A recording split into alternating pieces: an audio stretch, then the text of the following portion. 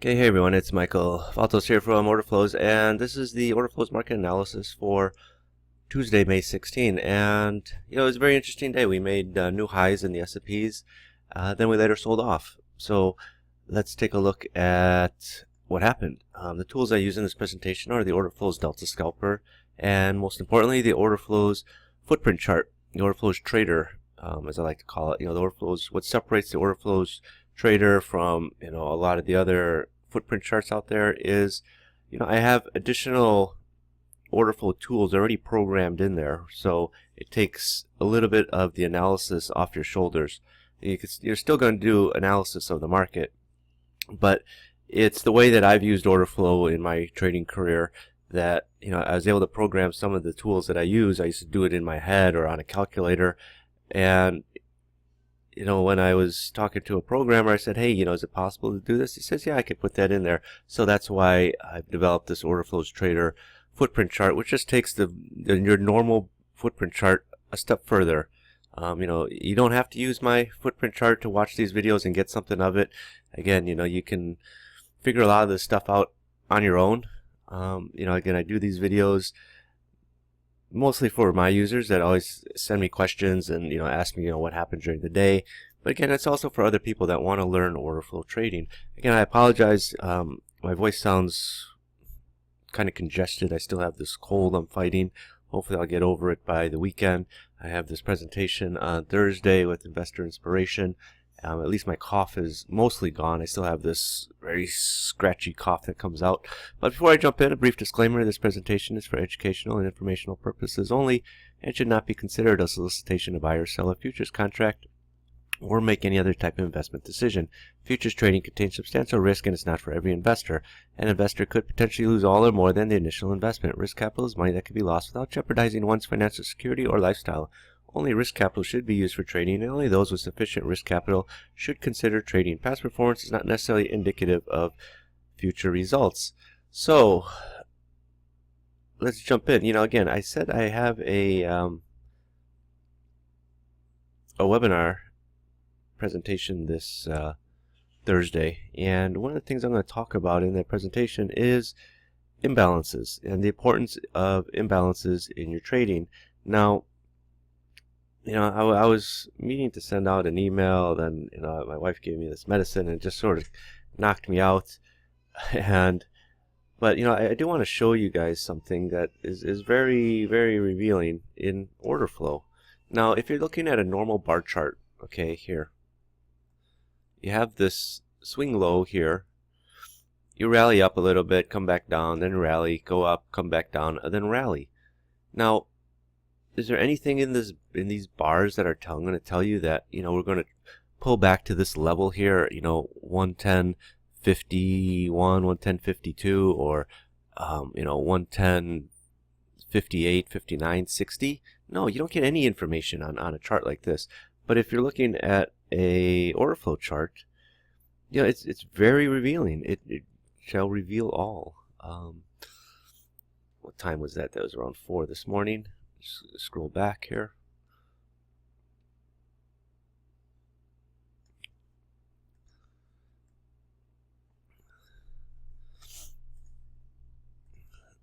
Okay, so this is that low here. This is that swing low, right, that I was talking about, just talked about here.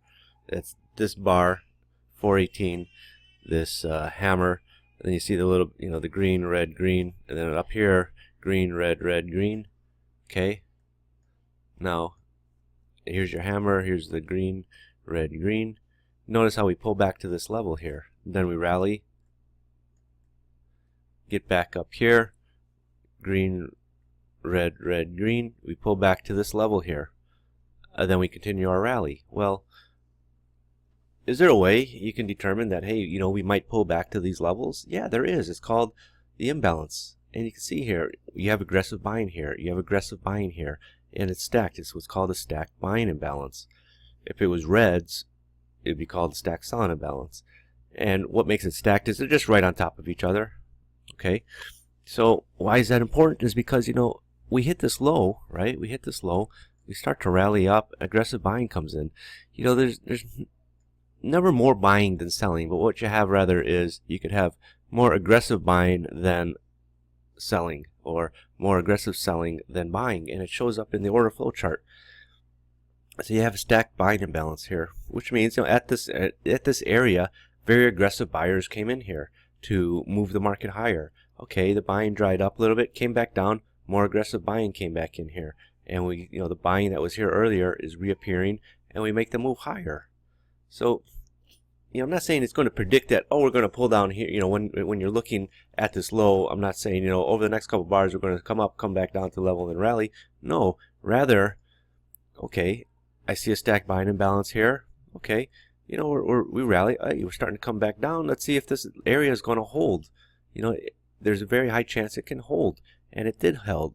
It did hold, and we started to rally up. Okay, same thing here. We get here. Hey, we can go higher, but if we go higher and start to come off, watch what happens when we come back into this area. Okay, it's kind of hard to see there. So we're rallying. Okay, starting to come back down a little bit, coming back in this area. We'll see if this area is going to hold. That's what you want to see. Our buyer is going to come back in here. Lo and behold, here we do get through it by 2 ticks. But look what volume you got down here. You got 161, you got 71, 94. There's decent buying there to support this market, and we start rallying up. Aggressive buying comes in. Boom, boom, boom. We go higher. That's the beauty of order flow. Now, and another thing I want to talk about is staying on stacked imbalances is this 5-year, right? This is a great example today about taking trades in context of the market. Okay, so we're rallying. It was a big rally in the bonds in 5 years today, and we're rallying, going into these highs. What do you see when you're going into highs? You see buying imbalances. That's a good sign that we're going to still go higher. It means there's strength in the market. You see buying imbalance, buying imbalance, buying imbalance. That's good. That's good to see.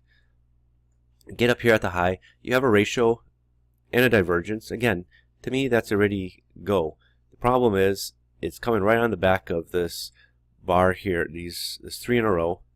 And I talked about this analysis in the trading room today, but I'm going to share it with you again. It's a 3 in a row. This is a setup I like with the red bar and then the green bar back here. I like this. It just so happens you get this very bearish bar right here in the middle of it. But you know what? There's no one putting a gun to your head saying, you got to take this trade or you got to take this trade. What you do is you wait. Let the market confirm things for you. So, at this point, okay, you're thinking, well, I got this very bullish sign. Now, it's a bullish sign, but it's going into highs, and we've just been making new highs. I'm not necessarily a big fan of buying into new highs. I'd rather be looking for reasons to sell, but that's just me. Okay, say you're not me, and you're thinking, oh, I got a hard on because I got these new highs here going in. We got a 3 in a row. You got ratio, price rejection type ratios, single prints, and a small print here. But then the problem is you get to this bar, you got a divergence, you've got a bearish ratio. It's also a small print ratio. So it's telling you it's conflicting things. I'd rather not get this. If we're going higher, I'd rather not get a divergence and a ratio up here. But nevertheless, so now you're conflicted. What do? I'm sitting on the back. This is a setup I like. I like 3 ratios in a row, then the red bar. Problem is this bar is a very bearish bar. I don't like it with the ratio and the divergence. So, okay, let's wait. Let's wait for this market to tell me something. So wait for the next bar. That's all you got to do. Again, there's nobody putting a gun to your head saying you got to make a decision, choose the right one, or I'm going to blow your brains out. No, you trade, you don't trade. What you do is you wait for confirmation. Okay, the next bar is green. It's up. I'm thinking I got to go with up, because if I think it's going to fall over, I need to see some bearish signs. Okay, so you got 3 in a row, and this is setting up. I said if I could just put my finger over this 48.8 and this divergence signal there, then it'd be all systems go. But at this point, I'm like, yeah, okay, maybe we can go higher. I'd bite. I'd be looking to bite. Now the only thing is, I'd rather be getting in. The ideal entry on a 3 in a row is between these 2 point of controls of the 3rd bar and the 2nd bar. And you don't really come back there, so you don't really get the entry that you're looking for. Then the next bar, big red bar, and you got a stack selling imbalance. At this point, I've got three in a row, but now I've got, you know, a bearish bar, divergence with the ratio. Then all of a sudden I got a stack selling imbalance at the high. I really got to shift my idea because, you know, one, I didn't get the ideal entry that I like, and I'm looking at another bearish thing here. So, you know, one, I didn't get the good entry, and I've got another bearish sign up here. I love stacked selling imbalances near highs of the days, and it's coming right on the back of, you know, another nice bearish ratio. So at this point, again, you know, do I sell or do I not sell? I see point of controls right at the same level. You know, this comes down to trade management, or not even trade management at this point. It's trade. What do you want to call it? Trade psychology. Do I take this trade? Do I not take the trade? I got a lot of things conflicting with me. Every other bar is conflicting with the previous analysis. So at this point, what I'm looking at is the 2 point of controls here. You know, they're at the same level. What I want to see is this next point of control going to be below this? If it is, then I think it's definitely lights out and you got to be short. And it is. It's one tick below. It's right around the same level actually, but it's one tick below. You got a single print in here, one at 118.12, which to me is a gap. You know, I treat, you know, these thin areas, people call them thin areas. I call them single prints because I like to see single prints. If it was 20, would that be a single print? No, but it'd be a thin area. But it's just optically one of those things, you know, a single print I think stands out more. So now I think it's lights out. This market's, you know, heading south, and what does it do? Lower, lower, lower. The next bar down, next bar, you know, lower, then it sort of just bounces up, goes sideways, lower, lower. And, you know, but really, you know, if you could have got it, and this was a tough one to trade, I'll be honest with you. You know, might have been looking to get long in here, but as soon as you see the stack selling imbalance, you got to get out. You got to be getting out here at taking your loss of, you know, 2 or 3 ticks, 4 ticks maybe, and get out.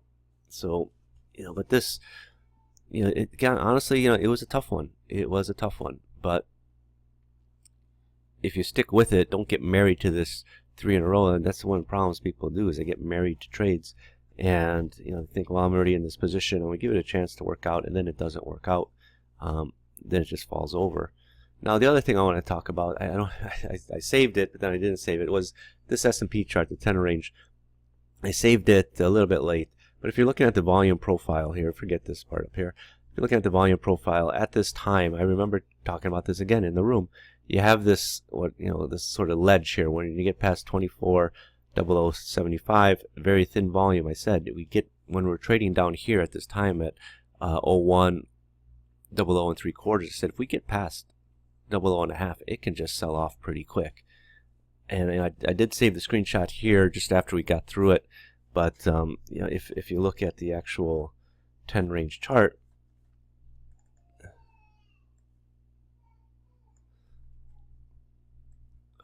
let's get it in here. You know, this ultimately, this is how it ended up looking. You know, we sold off from 24,00.5 down into the lows of the day down here at 23.93 3/4. And then I remember, again, I was discussing in the room with everyone, and you did have this low here, and I said, you know, are we going higher or not? You know, this was the big decision I was faced, and you know, I want to see the signs. And what's the first sign I'm going to see is obviously the ratio, the price rejector. But this bar here, this candle, very strong negative delta, and it ended up at minus 900. Okay, I like that. You know, it was pushing lower, selling was coming in, selling stopped. You know, buying took over. So it was a swing from minus 4,000 delta, 4,900 to only minus 900. So, you know, it's like you just ate back an additional 4,000 delta. Nevertheless, if you don't buy that type of analysis, watch the point of controls in the bars. If this is going to be your low, look for this point of control to hold, and it did. It came right down here. That's your support. Here it came down within a tick. That's your support. Here it came within a tick. That's your support.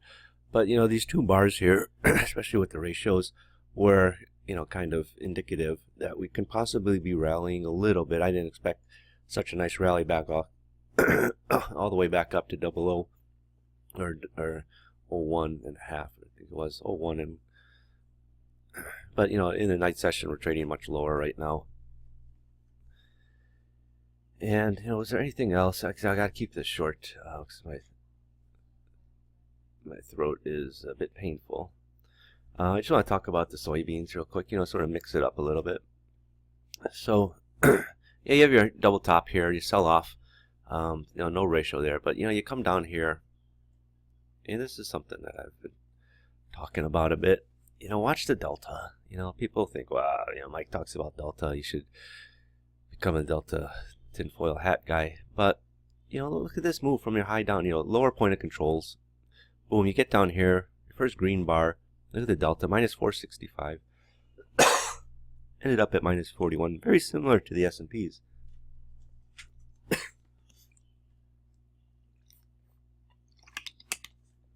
And next bar, you get the delta scalper given a buy. But if you're watching it, you can just see how the delta, it's just kind of waning. It's going, it's getting weaker on the way down, and then it turns positive. Delta scalper gives you a buy, boom, all the way up into new highs of the day. I don't like to say trading is easy, but sometimes, the market tells you something that is very obvious, and people lose sight of that. They want to analyze every tick. You don't need to analyze every tick. If you're looking at a dome, you're literally going to have a heart attack staring at every tick, trying to analyze it. Well, what's coming in? What's what's traded? There's another 500 being offered 2 ticks above. This, that. Order flow is something you can sit back. You could enjoy a nice cup of coffee or cup of tea as you're watching it develop, and you just look for those moments. It's like football. It's like soccer, rather.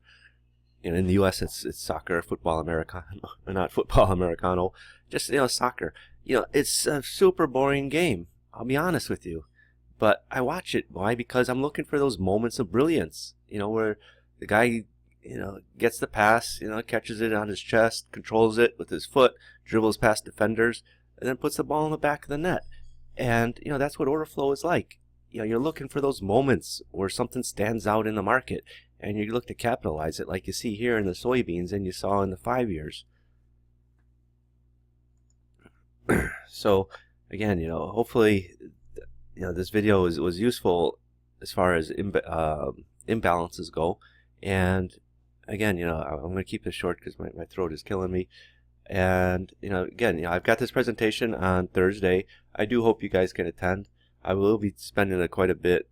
I don't have a lot of time. I got 45 minutes, but I will be talking a bit about imbalances. I'm going to show you guys another way to use imbalances. Everyone thinks of looking at imbalances as, I don't want to say continuation, but a market that's going higher, you're going to see imbalances. But I'm going to show you another way to look at imbalances as support, okay, or resistance, and it's going to be quite revealing. So again, I'll put the link to the webinar in the description below. You could go to my website, go to my YouTube channel. There's other links in there. But if you want to learn more about order flow, go to my website, orderflows.com, or download, you could go to my website and find out more about a lot of the interesting things that are going on with order flow. So thanks everyone, and I hope to see you on Thursday.